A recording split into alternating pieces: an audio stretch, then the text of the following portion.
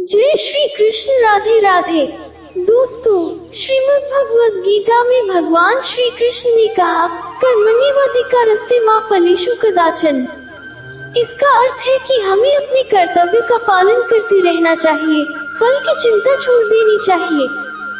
ये सूत्र बताता है कि सफलता प्राप्ति के लिए आवश्यक है कि हम अपना काम पूरी निष्ठा और ईमानदारी के साथ करें, चाहे परिणाम कुछ भी हो।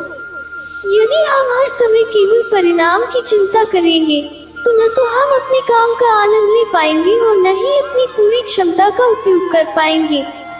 कर्मयोग का ये सूत्र जीवन में धैर्य, समर्पण और अनुशासन का महत्व सिखाता है। उन्होंने गीता में कहा है कि व्यक्ति को अपने स्वधर्म का पालन करना चाहिए। इसका मतलब है कि हमें अपने जीवन में उसी कार्य को अपनाना चाहिए जो हमारी योग्यता, रुचि और क्षमता के अनुकूल हो। कई बार हम दूसरों के कार्यों को देखकर प्रभावित होते हैं और उनके जैसा बनने की कोशिश करते हैं, लेकिन सफलता पाने के लिए आवश्यक है कि हम अपनी विशेषता को पहचानें और उसी क्षेत्र में प्रयास करें जहां हम वास्तव में उत्कृष्टता प्राप्त कर सकते हैं। जीवन में उतार चढ़ाव आते रहते हैं और ऐसे समय में संयम और धैर्य ही व्यक्ति को स्थिर रख सकते हैं। श्री कृष्ण ने जीवन के हर परिस्थिति में संतुलित रहना सिखाया है। सफलता के रास्ते पर चलते हुए कभी कभी हमें असफलता का भी सामना करना पड़ता है।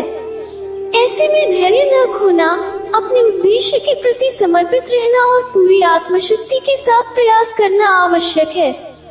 संयम और धैर्य व्यक्ति को हर कठिनाई से लड़ने का साहस और आत्मबल प्रदान करते हैं। उन्होंने बताया है कि भक्ति और समर्पण से हम न केवल आंतरिक शांति प्राप्त कर सकते हैं, बल्कि ईश्वर का मार्गदर्शन भी पा सकते हैं। ये सूत्र हमें बताता है कि अपने काम में संपूर्ण समर्पण और विश्वास बनाए रखना चाहिए। किसी भी लक्ष्य को प्राप्त करने के लिए आवश्यक है कि हम उसमें अपना पूर्ण समर्पण दें। भक्ति का अर्थ यहाँ केवल ईश्वर की भक्ति से नहीं है, बल्कि अपने कार्य के प्रति भी समर्पण से है। श्री कृष्ण का मानना था कि सफलता प्राप्त करने के बाद व्यक्ति को अहंकार से दूर रहना चाहिए। अहंकार व्यक्ति को विनाश की ओर ले जाता है। सफलता प्राप्त होने के बाद भी विनम्रता बनाए रखना, दूसरों का सम्मान करना और सीखने की इच्छा बनाए रखना आवश्यक है। अहंकार का त्याग करके व्यक्ति अपनी आंतरिक शक्ति को पहचान सकता है और सफलता को सही अर्थों में प्राप्त कर सकता है। श्री कृष्ण ने जीवन में अच्छी संगति का महत्व बताया है। हमारे साथ जुड़े लोग हमारे विचारों, आदतों और सफलता पर गहरा प्रभाव डालते हैं।